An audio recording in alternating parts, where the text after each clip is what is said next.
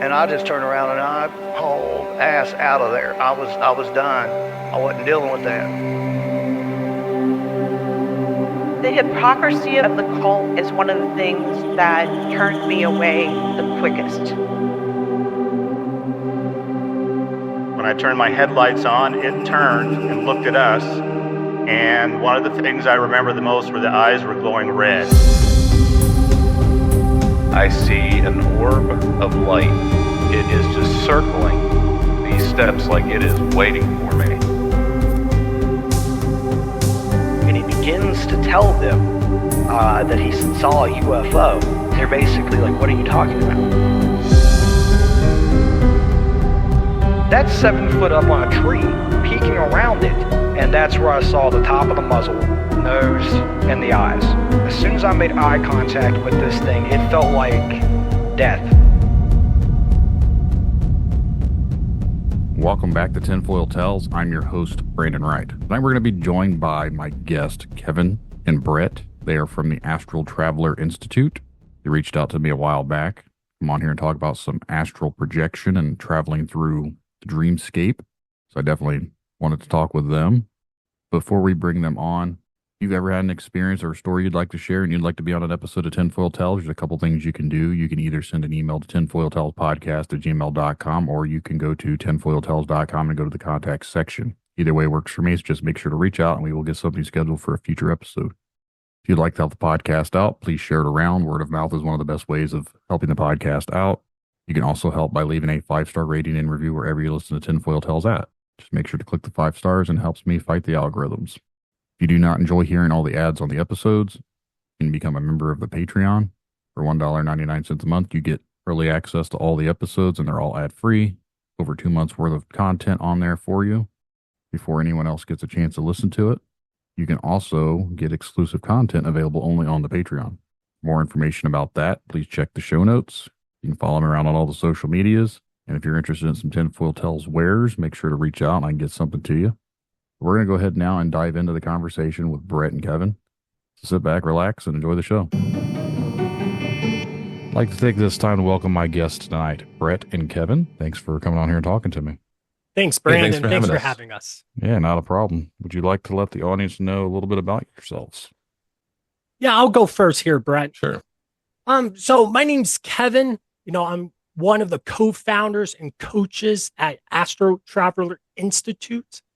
ATI is an organization, specifically an institute, with 2 clear missions and visions. Our first mission is to teach the mass audience on how to astral project. We do teach a very specific methodology, which is free and available on our website. We call it the Wake to Projection Blueprint. And this methodology, this system, I like to call it, took Bret and I over 3 months to develop. We found a little secret and a shortcut, which we'll explain and go into more detail later in this episode. And we clearly 100% stand by this system. And the methodology and the course is freely available. So anyone who has the interest or the inkling of to astral project, or in other terms, to consciously go out of your body, you can do that. More specifically, you can do that tonight. Literally, you can do it tonight. And we have many hundreds and hundreds of students that had their first astral projection within the first few attempts of practicing this method. So that's the first mission of Astral Travelers Institute. Our second mission is, okay, now you have the tools, the practice, the experience, the know-how to get out of your body. What is next? Sure, there's a handful of starter goals and experiences that we like to teach, like, find a mirror, look at yourself, find something to eat, put in your mouth. How's that experience? Hey, look at yourself, as in look at the bed or the couch or the location where you exit your body. What do you see? Because here's the thing, everyone, is that everyone reports different experiences, different results, And Brett and I, we would like to have concrete evidence or a database or a report where we can quantify these experiences. And the second goal, like I mentioned, is to have people to report back these goals that we have, these experiments. So that's where Astral Traveler Institute comes into play. And that's where I come into play as well, as in where I always had an inkling to astral project all throughout my life, even throughout my adolescence, in my young adult years. I always wanted to AP. I came close 100 times, 1,000 times, just like a lot of stories you might have heard, and we hear it all the time. I was meditating, I had vibrations, and nothing happened. I get it. I get that frustration. And I practiced 10 months every single day without any separation. And it wasn't until I had an illuminating insight where if you're not getting the results you wanted, seek something else. And when you start to put an intention out there, when you start to feel it, think it, talk it, and put the action, you will attract what you need. In this case, I found Bret. That's how Bret and I met. We actually met on the official Discord for astral projection, and we just started clicking. And I started asking him questions. And when the student is ready, the teacher appears. And that's where we started to find this methodology, this thing called paralysis. And paralysis is the shortcut to astral projection. And after 3 months of practicing and experimenting, hey, what worked? What didn't work? What could we do different? What could we keep the same? That's where we developed this methodology that we freely give away because, again, we fully 100% back this methodology. And we know for a fact, if you put the time, dedication, and the intention into it, you could literally exit your body tonight. And that's just a little bit about me and like what I stand for. And go ahead, Bret, my friend, take it away. Yeah, I just wanted to add, like, the reason we put this out there is we really want everybody to be able to try it. That's like our number one goal. We want everybody to be able to attempt to do it, and try to experience this because it is pretty life-changing. It's a huge experience. Personally, when it comes to me, I like, just for a little background before I met Kevin and everything, I grew up in a very religious household. So I came from like a strict, like Christian view of, how, everything is, and, when it comes to the spirit realm and things like that. And I didn't 100% believe it, because I was in a cult. It was very strict. And outside of that, I wanted to find for myself, like what answers are out there? Like, what can I go and find? And that's when I came across this subject. And it's an interesting subject because when it comes to practicality, the first practical book written on this subject, and I just recently found it, came out in 1929. And before that, it was all theosophical works that talked about out-of-body travel and things like that. But nobody ever gave any kind of practical guide on how to do it until 1929. Projections Out of the Body, I believe it was called, by Muldoon. Very interesting book.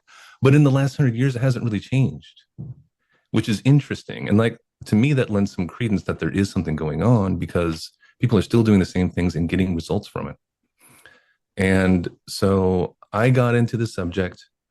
I was able to have some success on my own, and it kind of changed my my outlook on life. When you experience something that's like, that makes this reality seem like the dream, and then it makes me question, okay, then where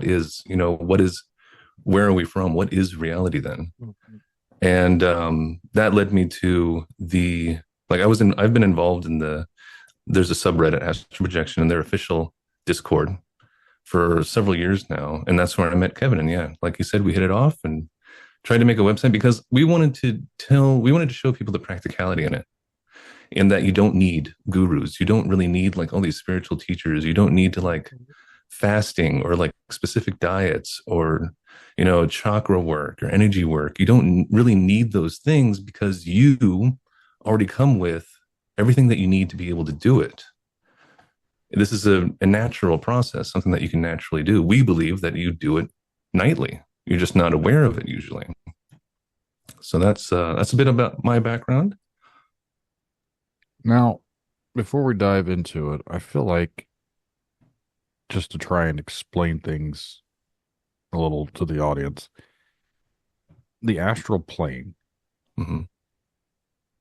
what in layman's terms how would you describe that to someone of what it actually is? Because when I think of it, I think we're leaving our body, we're leaving our consciousness, and we're leaving into a different plane of existence that's not here. It's not our 3D world, it's another realm that's out there. Right.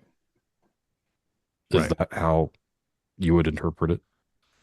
The easiest way, the way I like to interpret it is at least so there's this, we're here in the 3D, it's the real time zone, we can call it, where time is flowing forward and everything is solid. When you talk about the astral, when you talk about energies outside of here, especially when in the near physical. So usually when people go out of body, right? Like say you're in a state of paralysis, you wake up in it and you feel this separation, all these weird effects, and you see it start feeling like you're floating out of body and you see a representation of your room. That's what we usually call the near physical. It looks very similar to here, but it isn't. It's almost like being in a shadow.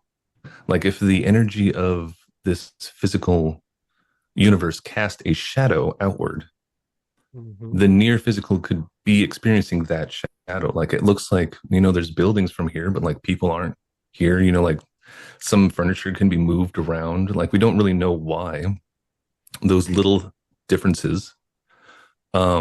But at least that's how I liken it. Also, another good analogy is like a radio station, right? Like right now we're tuned into ERTH FM, right?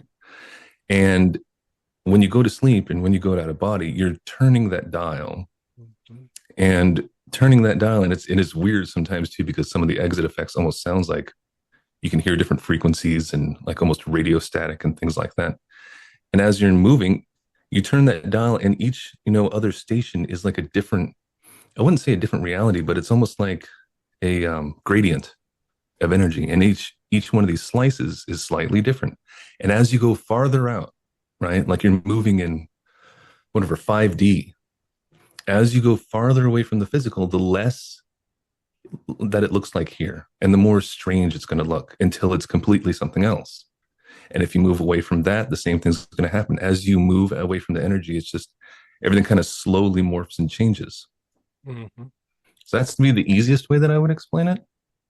Yeah, because you got to think, because when you consciously, or even like a near-death experience, when you go out of body, you are in a energetic vehicle. You call that your astral body, your emotional body, your energetic body, whatever verbiage you want to use. It really doesn't matter because it's all the same. And because you're viewing your quote unquote reality at the time, an energetic body, you're seeing things through your energetic eyes. You're sensing things through your energetic senses. And what you're perceiving, like Bret was mentioning, you're perceiving the energetic shadows or the energetic copies of the real world. Hence why we have a description or a name for this, the astral plane. So going back to what you were saying, it is alternate state of a being, a dimension, the multiverse in a way. But here's the thing, the astral plane is just a small fraction of the different dimensions or levels of existence that you can experience. Bret mentioned it already. It's a frequency, like you're on a FM or an AM dial, depending on what frequency you can experience that frequency. So the question is, how many frequencies are there? And in reality, astral plane is just one frequency. We really don't know the extent of how like deep it goes, right? Like it's almost like being ejected into the ocean randomly. You're in a bathysphere and you're dunked and you get whatever amount of time to look around and experience it and then bring that experience back and try to make sense of it, right? Because here we're so used to physics, like that, we use that to explain everything and quantum mechanics and things like that. But out in there, it's like everything runs on consciousness. It's like all thought and emotion creates. So it's very foreign to this existence. And that's some of the difficulty, is trying to like, okay, figure it out and explain it in a way that makes sense to us in this waking physical life. Mm-hmm. I have a question that I don't expect an answer, but it's almost like a rhetorical question. Are we all able to create our own universe then? If there's no set, I don't know how to word this without sounding stupid, but basically, if there's no set rules to us once we leave here, like obviously there's different levels, like you said, dimensions that we go through. Is everything like, say, I'm able to do this, you guys can do this. Am I going to see you guys somewhere else, or is it all different for every person that does this? When did you want to go, Kevin, or do you want me first? Well, I'll just mention this, is like, it really depends on where you project, where you separate at. Mm-hmm. It's the astral plane, that's universal. But like Brett mentioned, when you're sleeping, when you're like dreaming, for example, or a lucid dream for this example, that's a different dimension. And when you're dreaming, we really believe that that's like a pocket dimension, or another way to say it, it's a personal dimension. And we can talk about how, is it subconscious, or is it something that you're creating? So it really comes down to where you're projecting at. So if we want to meet up in the astral, yes, we can do that. But if we want to meet up in my dream, well, yes, you can do that too, but there's more work involved meeting up in a dream versus the astral. Okay. Well, there's some, not fairly common, but there have been reports of people going out of body and running into other people that are dreaming. Mm-hmm. And they're kind of like in a, I wouldn't say zombie-like, but like it's almost trance-like. Mm-hmm. And that's how they describe it. They have the intuition, the sense that, okay, this person is dreaming, and like they can't really snap them out of it.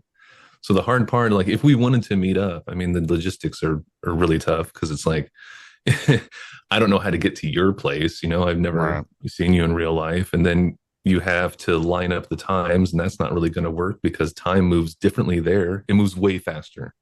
Mm-hmm. It's real weird. But that, I mean, it is possible. We're not going to say it's impossible, but we do think you can do it. It's just going to be tough. When, like Kevin was saying, when you're lucid dreaming, like generally lucid dreams, when they're described, it's like, oh, I'm having a dream, and then I'm aware I'm dreaming. And at least for me, my consciousness, my like awareness collapses into the moment, and I go from being an observer to being there physically, like I am in this waking life, like it feels the same. But in a lucid dreamscape, usually you're able to affect everything. Like that's one of the general terms when it comes to lucid dreams. Like you can affect everything, you can change the characters in it. And that's when it's more of a kind of it's like a dynamic, pliable energy that changes rapidly to what your thought is. Like your thought energy into it creates the environment. So it's like its own, I would consider it like adjacent to the astral. Like I still think that you're out of body, and your body is kind of like, your mind synapses are firing because you're connected to your body. You can't separate that, until you die. And this connection enables it to kind of see. It has a hard time recording it, like we know with dream memory. It can see it at the time while your, energetic body is experiencing that lucid dreamscape. But when it comes to the astral, right? So outside of that, it's pretty, solid. It's stable. Like you can go to areas that have already reached kind of like a stability. You can't change stuff. So when it comes to like, creating a universe for yourself, it's not really like that when it comes to the astral. It's there, and there's beings there that already know how it works. They observe you. They can deny you information. They can deny you an experience. They can take you and make you experience something. Like they want to show you information. Mm-hmm. It's really out of our element. You know, it's even though you're there as you are here, like it feels that real. Yes. You do not have the control that, like at least as much control as you think you might. And that's a big feature when it comes to it. Yeah, and that gives credence of being out of body, being in the astral, or having out of body experience is real. What your experience is very objective because there are rules, regulations, or physics that only apply to where you're currently at.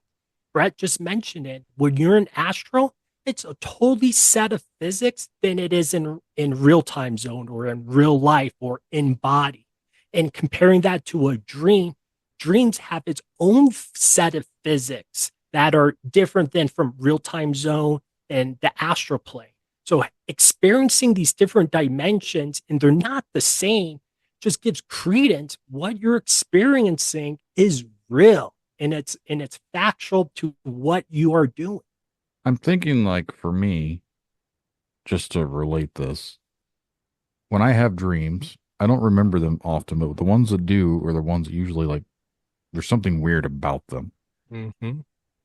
And I don't know, I've mentioned this recently on a couple other episodes, I think, but one of the last ones that really stuck to me is, and this was several months back, but I was dreaming there was like a tornado or something coming through, very random, and I was over in a different town, and I swear it was like one of those you pull in and get your oil change places because they had like this little bay that you could go underground into, like where they'd go under to change your oil. And I was trying to get my kids to go down there. And for some reason, I got lifted in the air and I got thrown into the wall, and my nose started bleeding.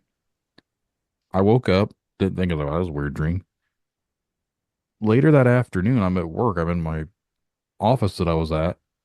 My nose started bleeding, same nostril. I don't know how to correlate that because I actually went and said something to the guy I was working with. I was like, this kind of freaks me out because I don't get nosebleeds, yet I got one in this random dream about a storm, and now 6, 7 hours later, I'm in here and my nose is bleeding in the same nostril. I don't know how to correlate anything like that. That's just strange to me. Well, let me ask you something. Have you ever had like gut intuitions in the past, or a quick thought that you should do something or you should not go this direction, or that something may happen and it does? You know, like like those kind of quick premonitions? Yes, I get deja vu a lot too. That's along the same lines, right? And I think so. What we think is that, like, we're all have this part of ourselves, like our subconscious is connected to this astral, you know, like outside of space and time. Like part of us has a foot outside in this realm. And that's is where we get, like, your higher self is giving you these intuitions, you know, and messages. It's trying to help you. It is you. Like, we all have our objective consciousness that's here, right? This that resides in my mind, you know, and but there's a part of us that is also outside of here, like where we come from. And that higher self has, you know, this partitioned consciousness, which we're currently using right now. And that's why we don't remember anything. And I've even had experiences where, like, I'll go out of body and I meet somebody and I'm like, I'll have a gut feeling. It's always feelings, because emotion and thought is what makes up the greater consciousness. That's one of the, you know, the defining characteristic of how it works. A gut feeling of knowing this person in front of me, that they're a friend of mine. And I would not be able to tell you how I know that. It's like I have the feelings there, but the contextual memory is just, I don't have access to it right now. Because if you had contextual memory of everything, why would you bother living? You know, like if you already knew how everything worked, you know, it's like, you're like, oh, I don't really need to, you know, nothing is that important here. I know where I'm going after. And it's like, nothing's a big deal. I don't need to put any effort into anything. You know, I think that's partly there to protect us, you know, we just focus on our life, because that's why we chose to come here in the first place, is to focus on this life. And, you know, whatever we need to achieve or learn, that's what we're here, and we take that back. But what was your this is the problem. I can go off on tangents constantly when it comes to this topic. What was their initial that thought they were having when it came to your dream, right? Right. Like, Oh yeah. the correlating the bloody nose together. Yeah. There's no concept of time out there. It's outside of time. Like if you go out of body, anytime you go to like a populated area, there's no clocks. They don't care. Nobody there cares. They don't care about time and they don't care about death, which is kind of, I mean, for me, that's my favorite thing, because it proves to me that we don't have to speed run life. It's not a big deal. You don't have to be so concerned with like finishing everything in this one life. I think we've been here many, many, many times. Mhm.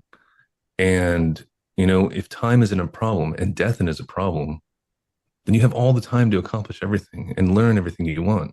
It takes some of the pressure off of living, at least for me personally. And that's one of the things that you can learn and experience through astral projection. Yeah, but that bloody nose thing, that's why I asked you if you have had any, gut intuitions that come out to be true before the fact. Yeah. I would put that in the same bucket. Right? Yeah, because it just opens up a whole can of worms, stating that dreams are more than just dreams. They're more than just videos playing as we sleep. Currently, with today's studies in psychology, there's only one thing that psychologists and sleep scientists have proven, that dreams help us cement memories, to help us remember what happened during the day. That's the only thing it proved. 99%, the rest beyond that concept, we have no clue how the dreams work and what they actually mean. So if you look at spiritual texts and start to dive into old religion and spirituality, like the Tibetan Buddhists, for example, they see dreams as a second life. It gives you the ability to practice, to rehearse, and like Bret mentioned, to tap into your higher self.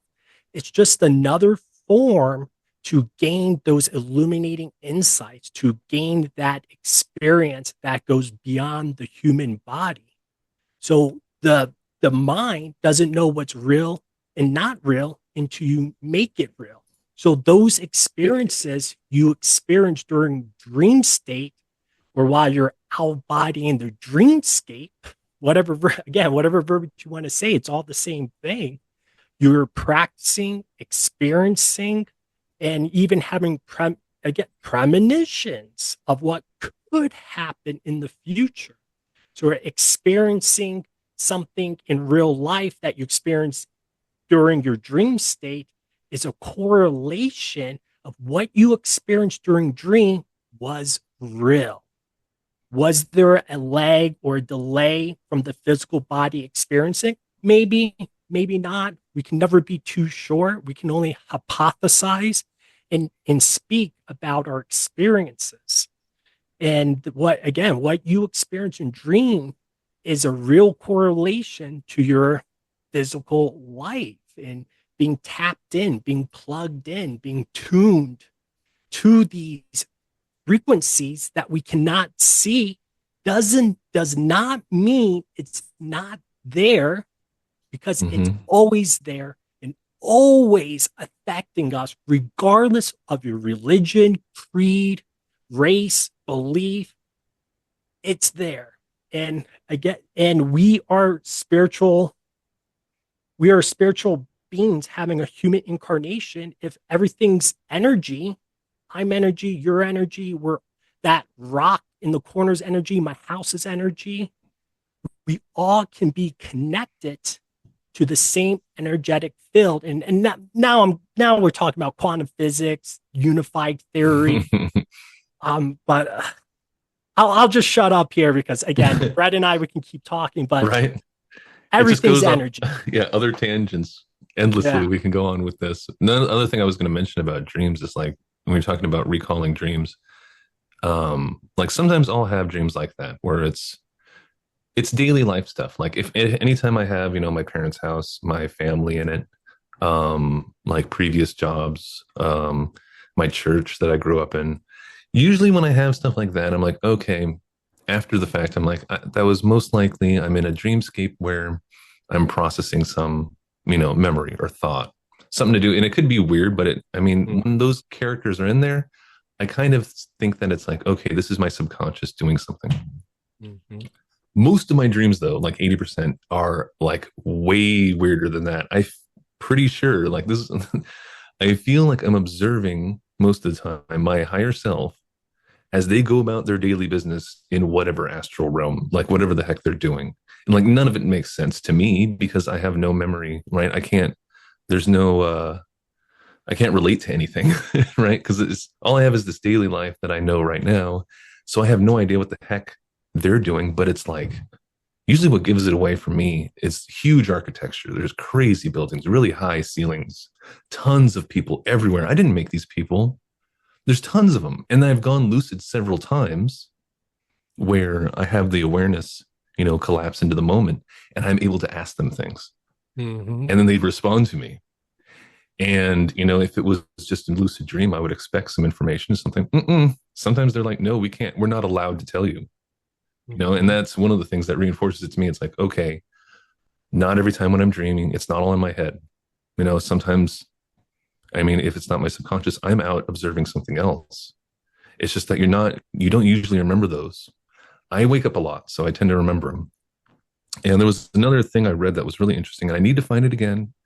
I might be quoting it wrong, but there was like a neuroscientist was talking about dreams, and the weird thing about them is that they're like not recorded at all while the dream is happening. It's only when the dream's over that it's then entered into the brain or something like that. It's like as it's happening, it's like, where's it coming from? It's like nothing is stored. And I think that's partly why dream recall is so strange in terms of it like degenerating over time, because all you have is like at the very end, you're trying to go backwards and remember it backwards because it didn't take place in your head. Mm-hmm. And the same thing when it comes to astral projection uses the same kind of memory. So when you wake up from your experience, it's usually a little bit better. It varies, but you still have to sit there and you're like, okay, and you need to think, like, okay, about everything that happened. And for some reason, for me, it's really hard to remember conversations when out of body. I can remember visuals well. Conversation is like a level of detail that's a lot harder for me. So you have to sit there and treat it just like a dream. You have to go back and think of everything and write it all down as much as possible so you can retain it. I had a question, and you'd mentioned there's other beings, other entities out there. Are these entities, are they from here or are they from a different plane? And you know what I mean? Like we're from our 3D world here on Earth. Where are these things from? That's a loaded. Yeah, it's a loaded one. question. I come firing off on all cylinders. Yeah, it really. I like to jokingly say it depends who you ask, but what Bret and I know, it's a mix of everything. Okay, Yeah. let's break this down a little bit. So what do you mean by everything? So, okay, the astral plane, it's a dimension, it's space, there's things in it. And part of those things Brett already mentioned, there's architect, there's technology, there's consciousness. And part of that consciousness is, yes, there are beings that reside in the astral plane.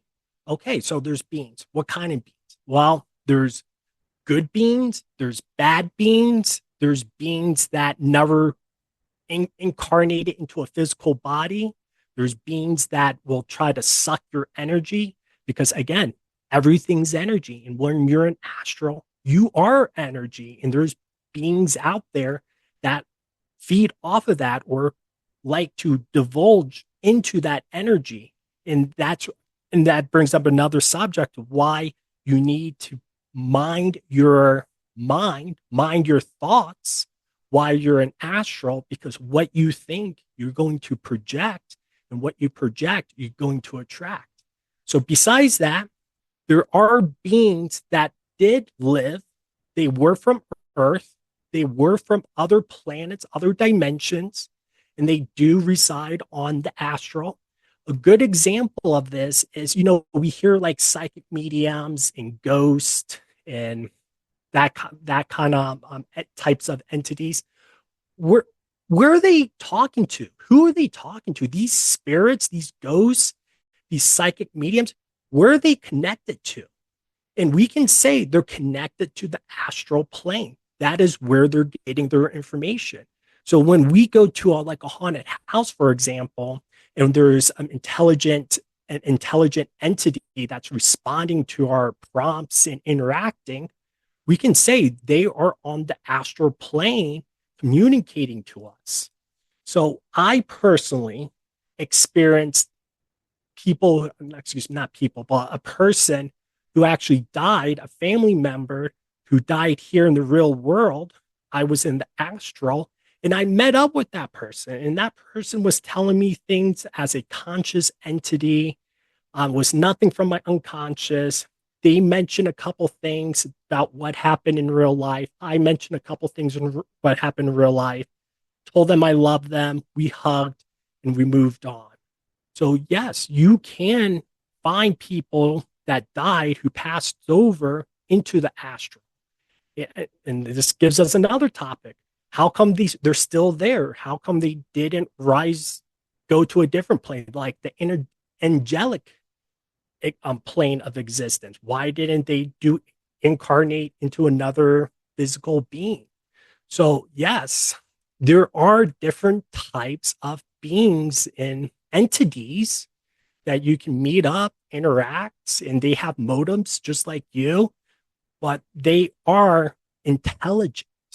They all have an intelligent thought form on them. So that's what I can say about it. So go ahead, Brett.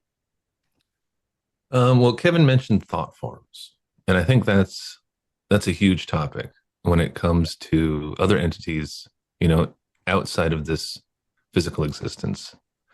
Another term for it that you may have heard is a tulpa. Like that's another. It's just a type of thought form. So, basically, like we're all psychic, creatures. Basically, we're always thinking about things. We're always pouring thought energy into things, and it's easier if you think about reality, even this physical reality, as a part of consciousness. If everything is consciousness, it makes it really a lot more simpler to explain. Like if my current, waking consciousness is a partition of a higher self, this physical universe could be a partition of a greater consciousness, and everything we think about here can manifest things in the astral, right? It's all thought, creative energy. We're all creative beings. Yeah. And outside of here, people can make other thought forms. You can create something. It's kind of like writing code, but with thought. As you pour more intention, more complexity into a object or into another, you can make another, like a thought form person. But you have to keep putting that energy into it to make it more like solid, more there, more tangible, have, a personality or any kind of object you want to make. It's all the same root. And so if you think about religion, right? Millions of people pouring thought energy into a being, they all exist. We've all been pouring thought energy into these things that we believe is huge, that we believe exist. And millions of people doing this, over hundreds of years are creating these things, right? It's almost like chicken and the egg, but we're the egg making the chicken in a sense. And so you have all these heavens, you have all these hells, you have all these deities, they're not, but in the sense, it's like we place so much importance on it, right? All of this, but we are made of the same stuff as everything else, as all of them, so we don't need to put everything like above us or below us. Like we're kind of on the same playing field. It's all creation. So that's a big part of it. I mean, you can have, like, say you go out of body and you go to Venus, right? There could be nothing there, right? Just like in the physical, it's just a blasted wasteland. You move some energy over. You can go to a few stations to the left, and all of a sudden there's beings living there. Are they in the physical? Probably not. But there's these thought forms that are living there. Why? Who knows? Like someone could have made them forever ago. There's like, once you reach a certain complexity, it's there. It has its own existence. It won't like dissipate or degrade. It's just there. So you have all these different thought forms doing all their own different things, going about all their lives, you know? And Kevin was talking about like, why don't people go to these higher energetic realms? Like some do, but it's also like, it's not a speed run too. Like if someone wants to, they're dead and live. A lot of them live in Earth-like areas. It looks just like here.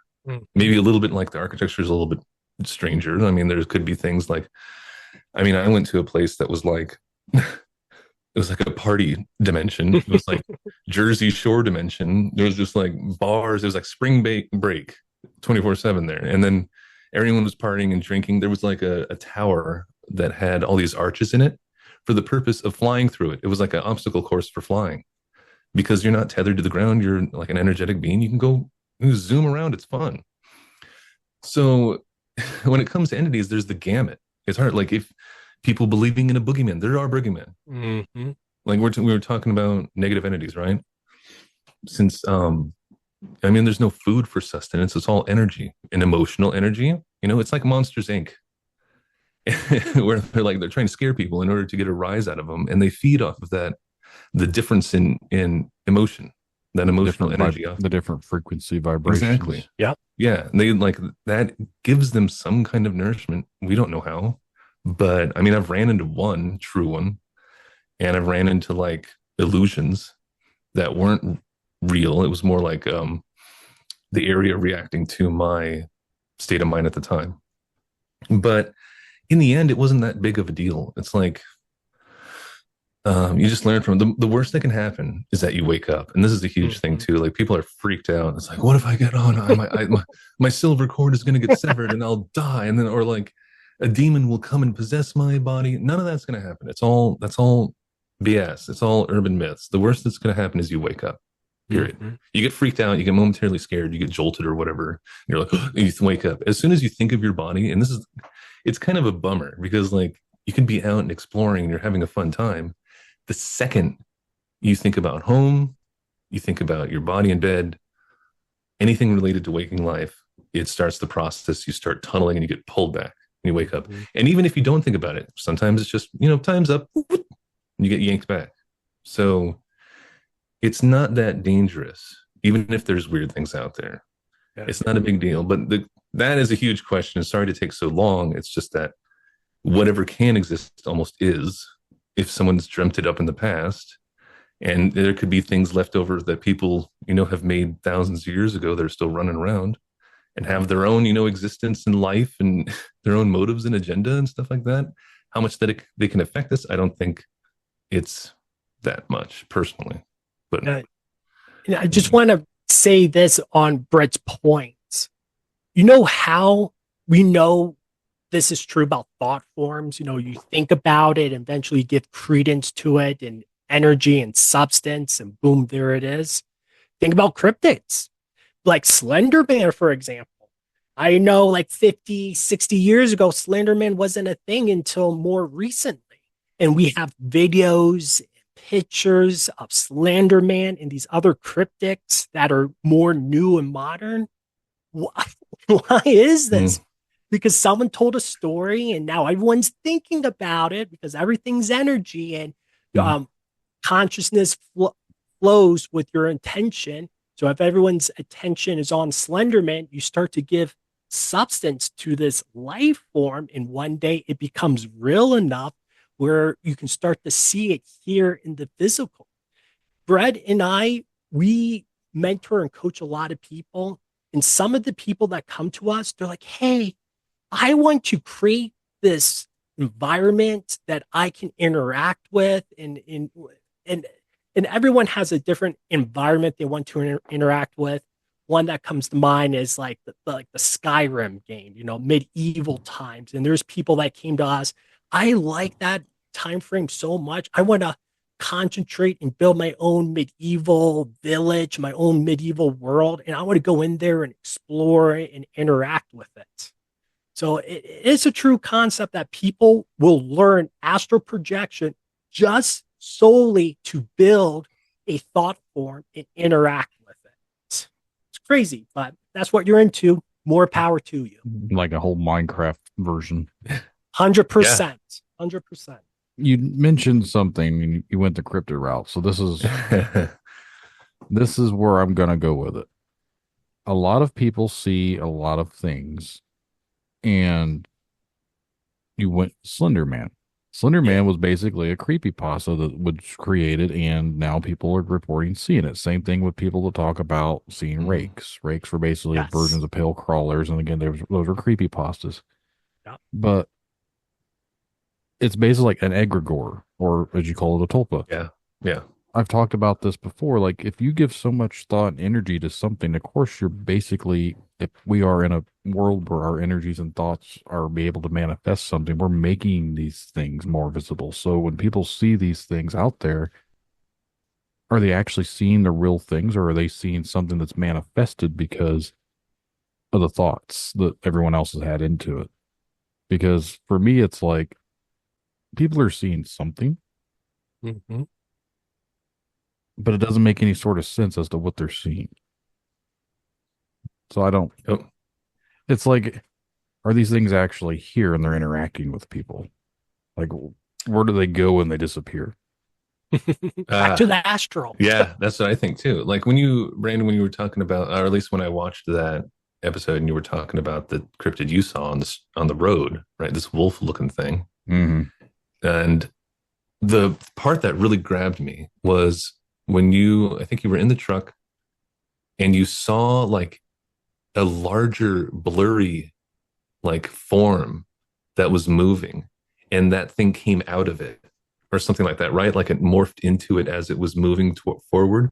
It didn't look like the finished product. It was like this thing that was like trying to break through. Right. At least that it sounded like to me. Right. It almost sounded like something was trying to cross, into the real time zone, right? Like if everything's consciousness, something was trying to push its way through into the physical. Maybe that's what it was doing. That's like that's where it jumped to first. And it was so like it had no energy left and was just laying on the ground, because it probably took a ton just to do that. Because it's like a barrier. It's difficult to do. I mean, otherwise, you'd have ghosts that would just, I'm going to become tangible again, Mm-hmm. And so I think spirits can kind of get close and they can affect things. Something breaking through like that maybe is possible. I don't know. I have no idea. But at least when you described it, that was the first thing that came to mind, is like, okay, this thing somehow came through and it is exhausted. That's why it just collapsed on the ground. It collapsed on the ground, because the amount of energy it took to do that was immense. Maybe they go back, maybe they do the same thing and just take off. Who knows what their motives are? So they could be visible in the physical. They could be visible and be slightly outside the physical. That's another option too, because you never went up and touched it. So we don't know if it's completely, in the physical. It could be like slightly phased out and it looks like it's there, but it might not be. Mm-hmm. It's hard to know for sure any of that without testing, right? But that's where my mind goes anyway. Yeah, kind of give Brett more credence here. How I see like apparitions and spirits and paranormal, for example, in order for us to see them, like, with their own eyes, or kind of experiencing them, they literally need to slow down their vibration to a vibration match of the physical in order for us to interact, see, whatever. Because when you're an astral or a cryptic or a spirit, you're vibrating at a very high frequency, which is why it's extremely easy to interact with these entities in the astral. And it's extremely hard to interact when we're in physical. Because one thing you need to keep in mind, when we're here in the physical, the real time zone, we are very slow vibration, and we interact with objects that are also very slow vibration.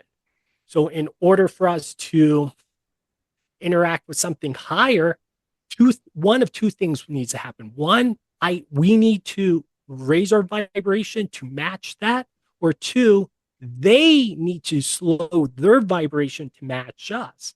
And that's why fear, energy, when you watch those paranormal shows or have your own paranormal experience, the environment gets cold, static electricity, your body gets drained, or you get scared, and you get scared and you get these thoughts, and you start to lower your vibration, and they feed off that energy, the vibration that you no longer have, and they can start to manipulate and become something more physical. So with this whole idea with these cryptics, I can see the same thing happening. They're already a high vibration, maybe a foot in, a foot out of the physical. And when people see these cryptics, they're talking about it. They're in a spooky or a different environment that will cultivate a emotional response that will hinder their vibrational to a more lower degree, and it gives that entity, that cryptic, a reason to utilize that energy that they're giving off. And that's why they'll be able to see it for a split moment, take a quick picture, capture a video that doesn't look quite right, and when they turn around, it's all gone, because everything's energy, and that's all there is to it. And to communicate, it takes energy as well. So I definitely agree with Bret is trying to articulate here. I have another wild theory when it comes to that, if you guys want to hear it. Go for it. I think when I think of UFOs, propulsion, I kind of think of the same thing too. You'll see there's UFOs that all are glowing like crazy, right? And then they blink out, and then they blink in a different location, seemingly tens, hundreds, miles away, in almost a few seconds. What I think is happening, because I am always thinking about it from an out of body, I have that experience. It's okay, maybe it has something to do with this. What if their ship is able to create a field around itself that boosts its frequency up enough so that it goes basically, if this is all consciousness, it goes into the greater consciousness, and then all they have to do on the ship is use thought to move the entire bubble to another location. Because when you're in the astral, there's free flowing data everywhere, right? If you wanted to know something or learn something or go somewhere, you just think about it, and you can open up a tunnel from where you are to it, or just instantly transport. You lose sight for a second and you teleport there to that area that you wanted to go to. What if they're basically manipulating this? They're making a bubble to where inside of the ship is the physical, but outside of it isn't. And they can use thought to move that whole thing to another location practically instantly. And then they step down the energy again in order to become visible again and tangible in the physical universe. Anyway, that's my wild theory when it comes to their propulsion. It makes sense. At least it does to me. You'd mentioned earlier, waking up and it brings you back. Mm-hmm. And it made me think of something, and you kind of really it's say nothing really harms you, but what if someone were to actually just, it's a random, this is where my brain goes with it, but what if someone were to actually die while they're there? Is that is that something that this could be a possibility? The person themselves physically dies. So is their energy still there? Basically, Well, it's kind of like someone dies in their sleep. Yeah, that's what I was going to say. If someone died of natural causes in their sleep, then it would just be, as normal. And we can just go by accounts of other people that have gotten close, maybe near-death experiences or things like that, where they're surrounded all of a sudden by beings that know them and that are comforting them. It's kind of they're, it's just, you're not doing it alone, which feels nice. At least I hope not, that you're not alone, but some being will take them and show them other things. At least that's all we have to really go on, really, with these near-death experiences. They'll take someone that's, basically their body has gone through so much trauma that it cannot hold their consciousness anymore and ejects it, right? Mm-hmm. So they could be floating above an operating table. They can be floating above, a car accident. And sometimes there's like people have talked about like beings taking them and showing them, like, hey, like, do you want to stay? Do you choose to go back? Like, do you want to pass basically at this moment and go into these other energetic areas, or do you want to stay? Like sometimes they're given the choice if they want to, stay and be alive and get worked on and hopefully have the chance of like living the rest of their life, or do they want to leave at that moment? But I guess if it just happened in your sleep, I don't think you would be, for the lack of a better term, like stuck, like you didn't realize that you're dead. Certainly that can happen. Even in that book, there's like that book from 1929, he'll talk about people, because he had hundreds of experiences, and he talked about like people that have died, like in war, like you're running along and then a bomb blows up, you're dead.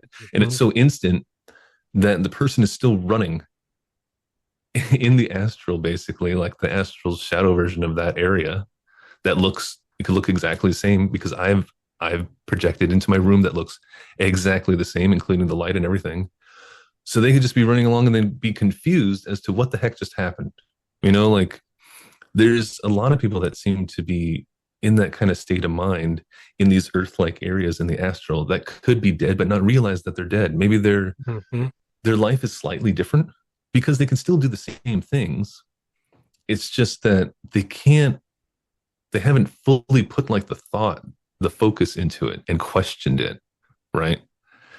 And maybe they will, but since their time is not an issue, I mean, nothing's really forever. So eventually they'll figure it out and they'll change their situation. But, there can be a bunch of different things that happen when someone dies. But the fact, like them being stuck like that, I don't think is a common thing. I don't think it's something to worry about too much. I don't know if that answers your question. Well, where I was going with it was, is it possible for someone to die, like their energy there?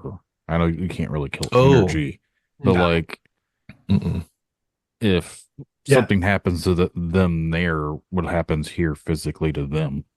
No. Well, no. Yeah, one thing I want to say here before we continue is, astral projection or conscious out body does not kill you. There's nothing wrong with it. It's harmless. If anything, it will give you illuminating insights, rejuvenate your belief, and actually create new beliefs that you can interact with. Going out body does not kill you. However, you can die while you're out of body. A great example that comes to mind, the book Soul Journey. I do forget the author's name, but he was a NASA engineer. He had a gift of astral projecting on a regular basis. And he talks about a story how one of his friends, who was also a practitioner of astral projecting, and he actually died while one day out of body.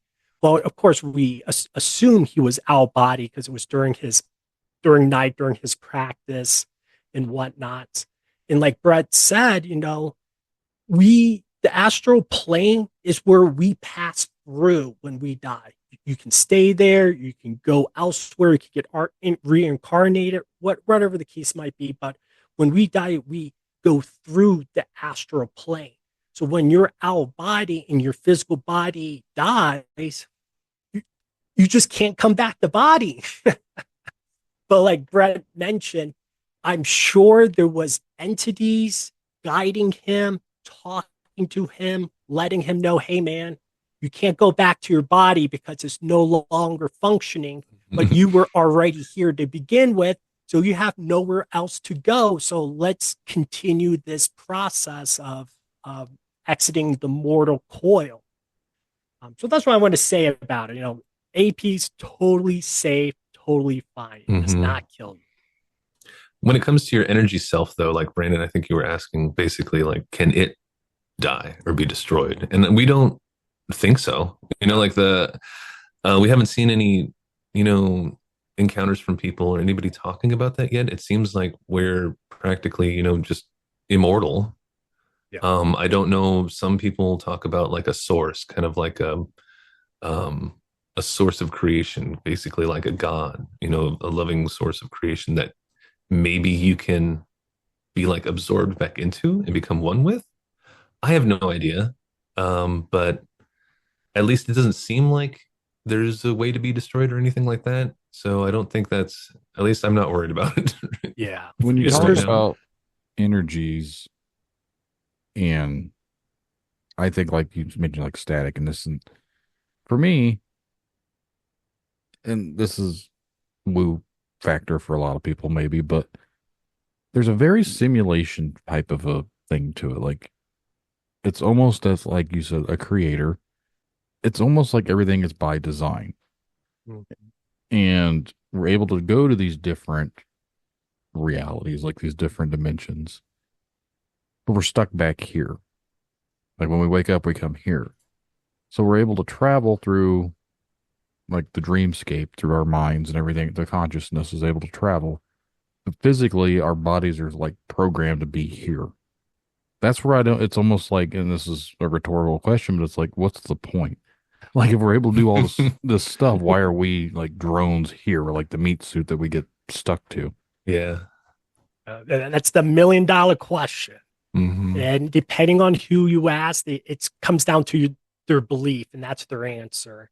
So my belief is why we're here, even though we have this ability, this natural ability to leave our body and experience an energetic world, the world that we originally came from, comes down to one thing. It comes down to learning. It comes to experiencing. It's funny because once you start talking to these entities that never had a human body, they're just energy from astral and beyond. They actually talk very highly about the people who made the decision to have a human incarnation. Those people have the luxury, the privilege to experience pain, joy, happiness, heartbreak, family ties. And why we're here experiencing this, we're here to learn and to grow our spiritual DNA as our soul, the essence of who we are as a person. You know, you mentioned earlier, does that energy ever die? My belief, what I can tell you, is that that energy was never born and it never dies. And that energy will live on beyond my physical body for eons and eons. And the energetic goal is to grow as an energetic presence. So hopefully one day this energy can stop making that decision to come on earth to learn, because it already learned and experienced. It can take that experience and articulate it and teach it and distribute it to other entities that are willing to learn and want to grow. Yeah, that's what I'm going to say about that. I can keep on talking. Like, so when it comes to the why we're here, right? Like, I've thought about that a bunch too. And I have a little bit of experiences in the astral that kind of pertain to that. But I think nobody wants to hear this either. Like, I think I made the choice to come here and experience this. And anybody that is going to be in a bad place in life, you know, that's miserable and their life seems like crap, nobody's going to hear that maybe you made the choice to come here. Like, this was your decision. Because they would think, why the heck would I do that? Right. And the reason you think, why the heck would I do that, is because you have no memory from before this. It's like we can't, yeah, we can't like, we can't ask our higher self right now. Like maybe we can when we go out of body. I haven't tried it yet. We can't ask it right now. Like, okay, why are you doing this? You know, like what is the goal? Because it would defeat the purpose. If we knew the whole thing, it would take away that, you know, that misery, right? We'd know why. Mm-hmm. There would be no, you have to go through stuff in order to grow, right? You have to have experiences thrown at you in order to learn something from it. If you got everything in life, right? There and nothing, you know, nothing happened to you at all. You were never bothered. It was always happy and everything. What the heck did you learn? You basically had a vacation from the astral and you're going back. Mm-hmm. So in this one example I want to give, so one of my goals was to explore the concept of a soulmate, right? Like you hear about it. Okay. I'm like, I wanted to know, is there something behind this? So I went out of body and I had that goal and I used a door. You can think outside the box when it comes to travel. I told the door in front of me when I was out of body. I was like in this white conference room. I'm like, this door is going to take me to my soulmate. And I opened it up. Behind it was a tunnel. I have tunnels. I don't know why. It's like that's my travel between large distances is tunnels instead of losing my vision and teleporting. I like tunnels. I go through this tunnel, always has a bend because I can't see the source and the destination. It's weird when it comes to perception. I think there's a quantum thing to it. But anyway, it exits me into like a kid's room. And I was like, what the heck is going on? There's like a screaming toddler looking at me. And then it runs through the tunnel out of sight. And then it comes back older. Like it goes out of view, comes back older because I think it's easier to change things when it's out of perception. It's kind of like it's easier to manifest something when it's like behind you. Another thing weird with perception. Anyway, as she was growing, she was telling me who she was, the city that she lived in, her name.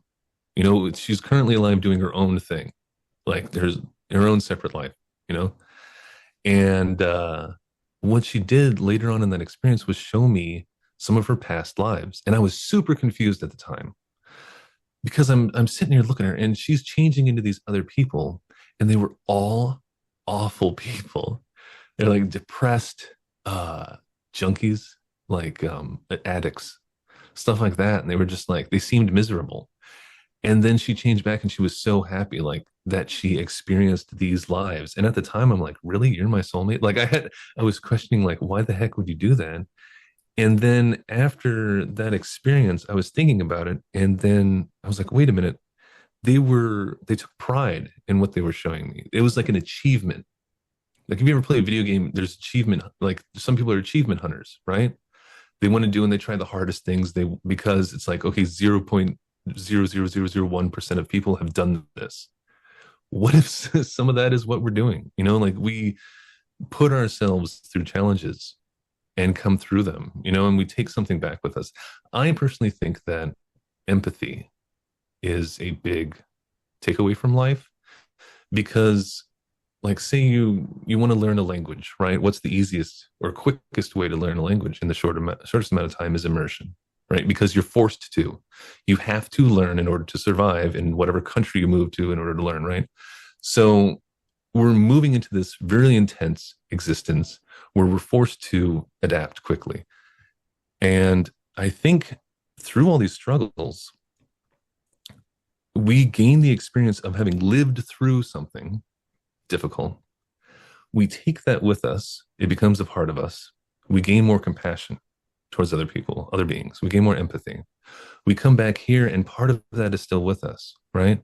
So maybe in your next life, you might meet somebody that is going through what you previously did and you feel compassion towards them, or maybe otherwise you wouldn't as much. Mm-hmm. I think personally that's a part of it. One of the big takeaways, it comes down to compassion and loving other people. Because like when I went in that party dimension, the people there I wouldn't call loving. It felt like, if you took a regular person, and just removed fear of death and any inhibitions at all, there's kind of like regular people, sometimes jerks, but that was that area. That's what it was attracting, those types of people. Like you probably wouldn't find like a super, highly energetic person in that area that's gone through a ton of lives, very compassionate to everybody. It's like, they might be somewhere else. So I think that's part of what we're taking back, if that makes sense. Yeah. Is there anything, I know you said you could talk for hours, but is there anything specific you guys want to dive into that we haven't already kind of touched base on? I can think of something. Mm-hmm.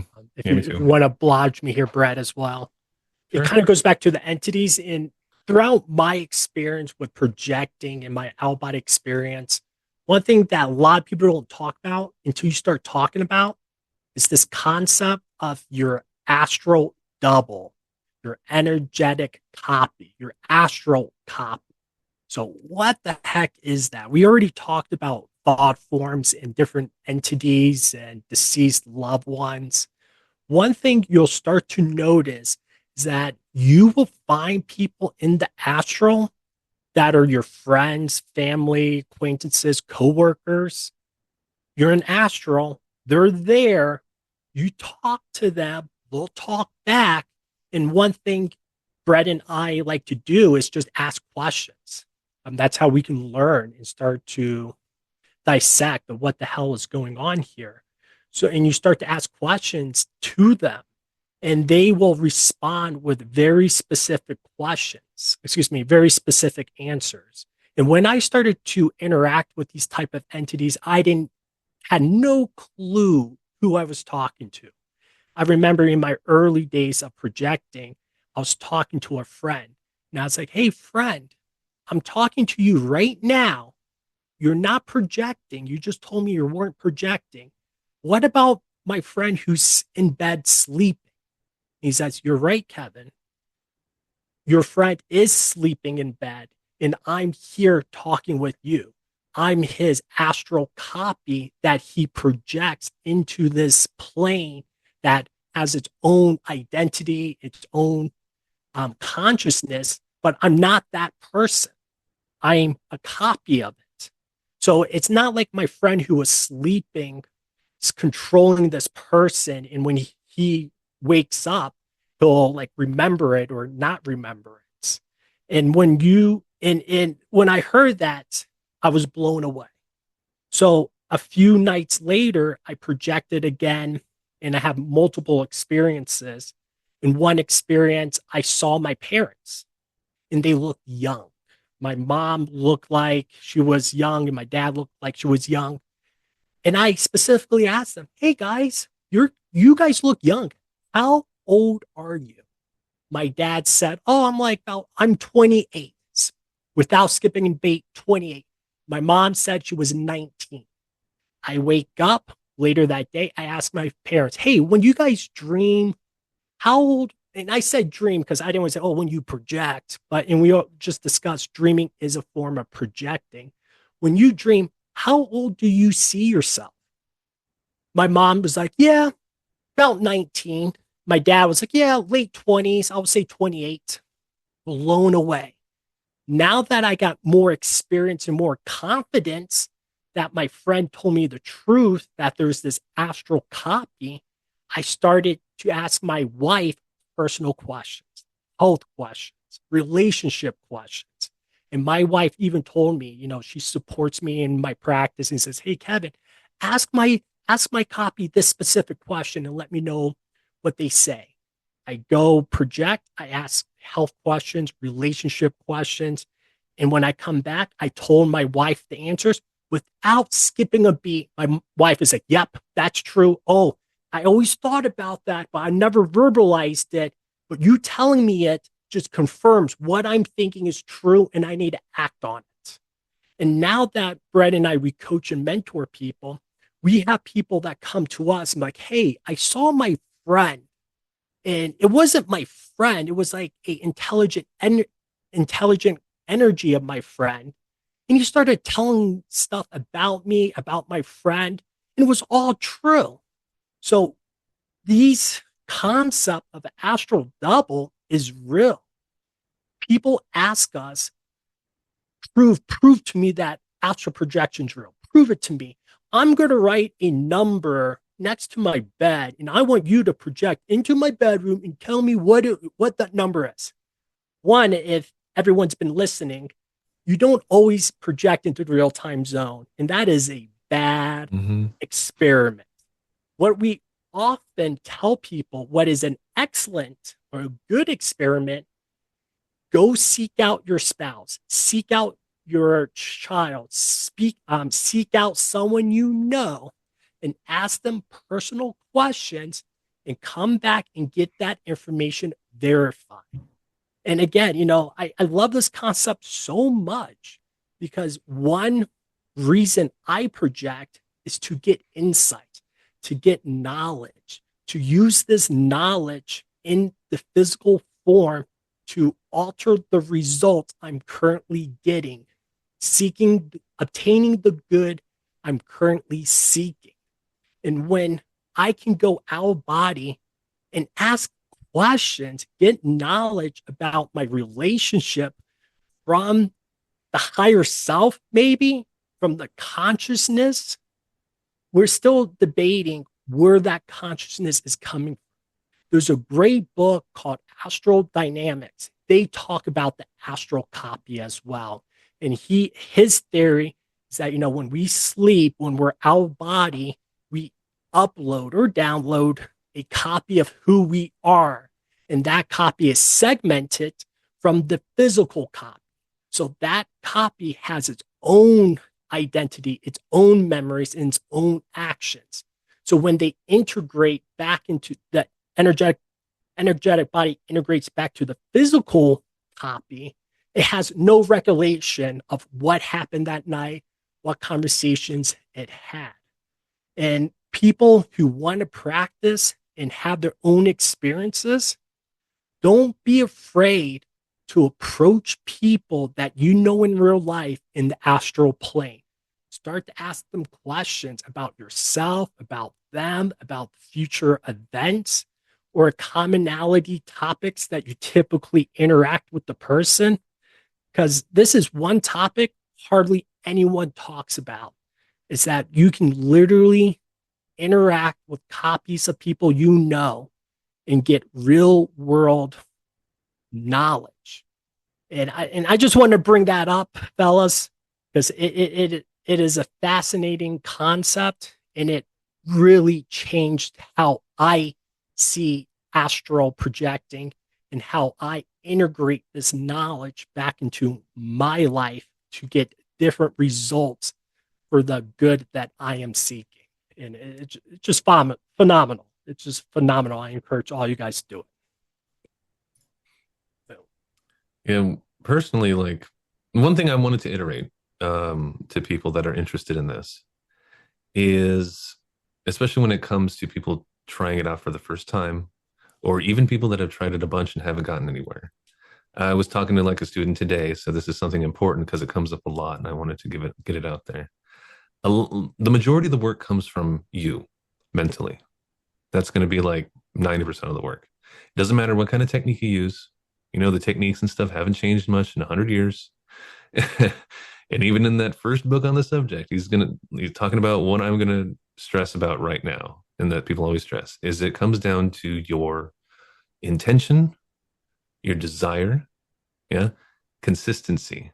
These things are extremely important when it comes to getting out of body. You need to put in the mental effort to do it.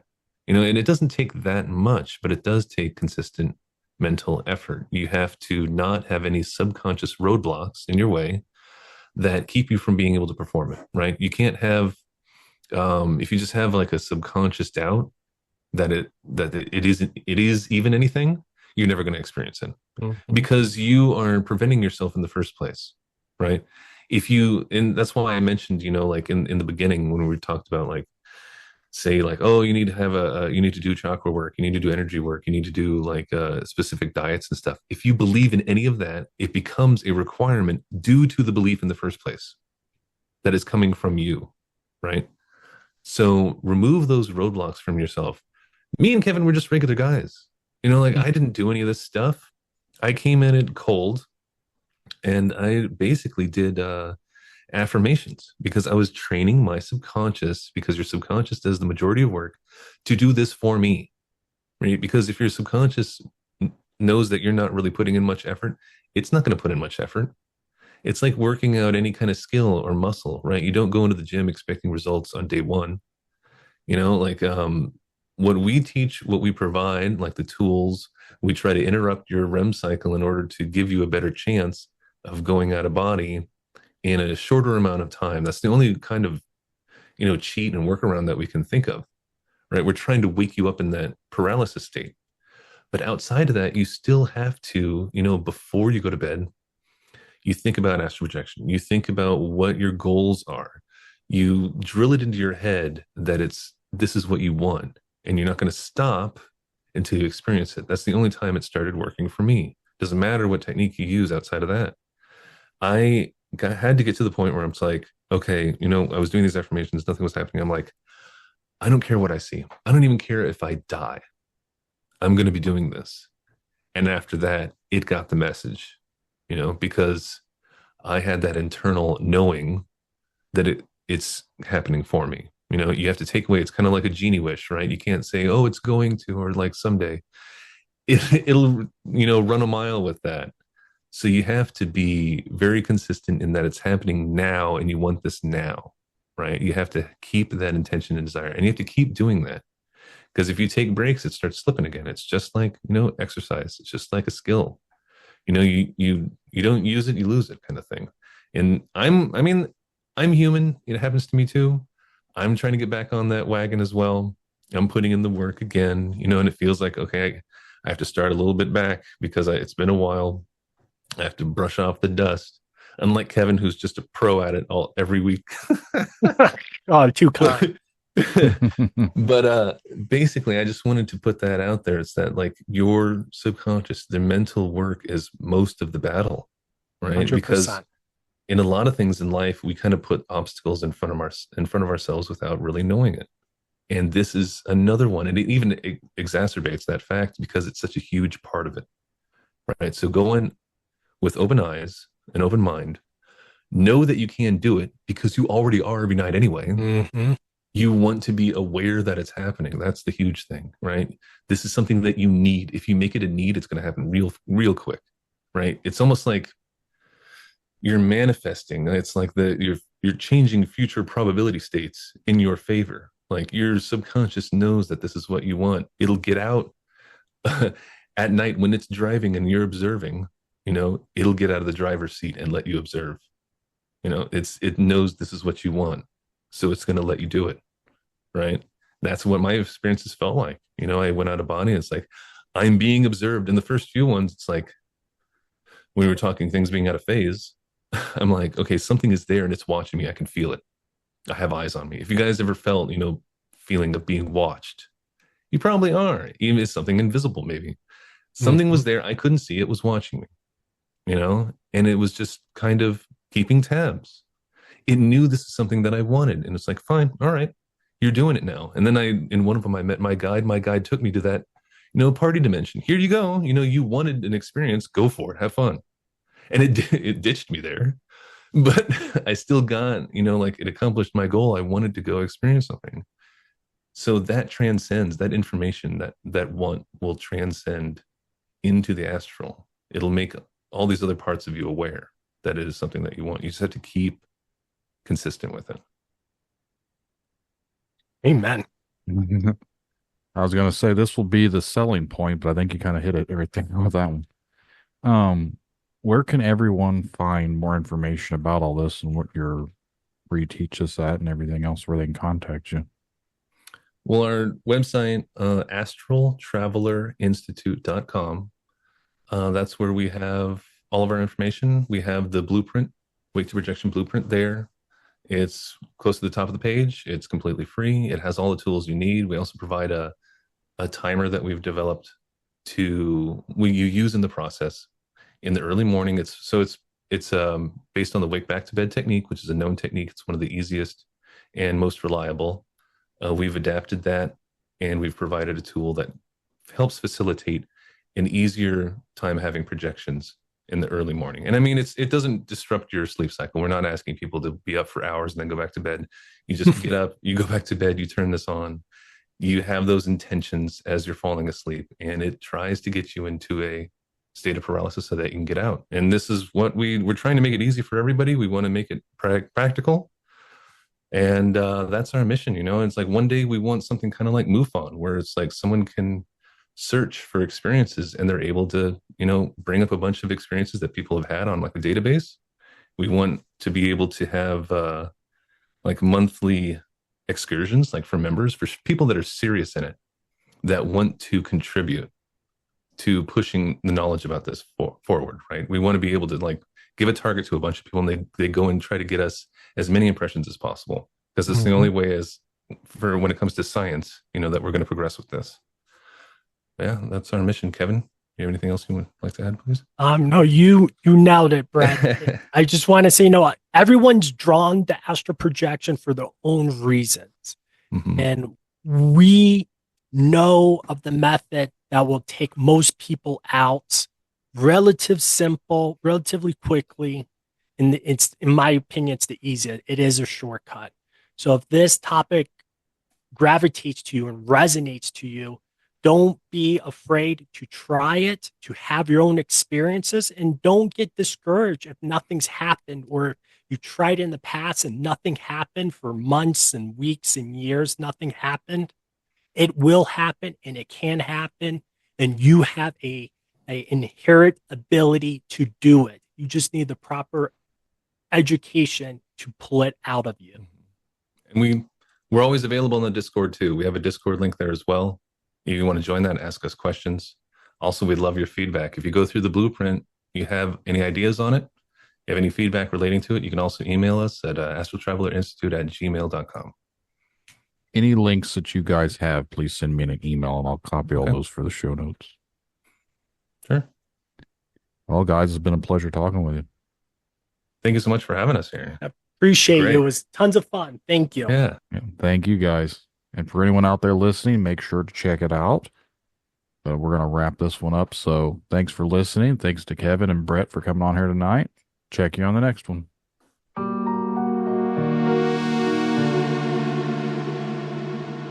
And that's the show, everyone. I really hope you guys enjoyed the conversations.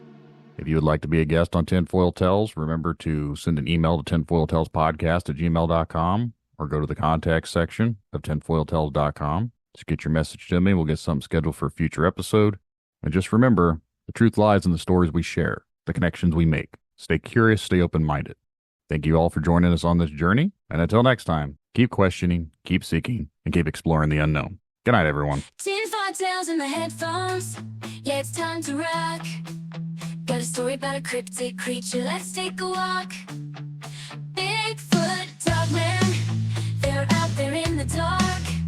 But the truth is out there like an alien spark. UFO sightings got the whole world shook. Conspiracies unfold like a story in a book. Media control, trying to keep us blind. But I'll be fool, gonna use my whole mind. In history, they don't want us to know the secrets they hide, the truth they won't show. Dominate our society, they keep us in chains. But I'm standing tall, it's time to break the reins.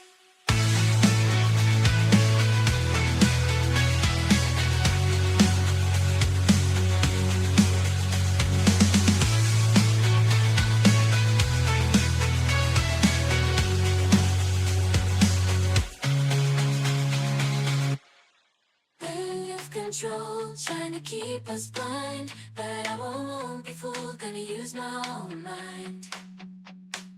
In history, they don't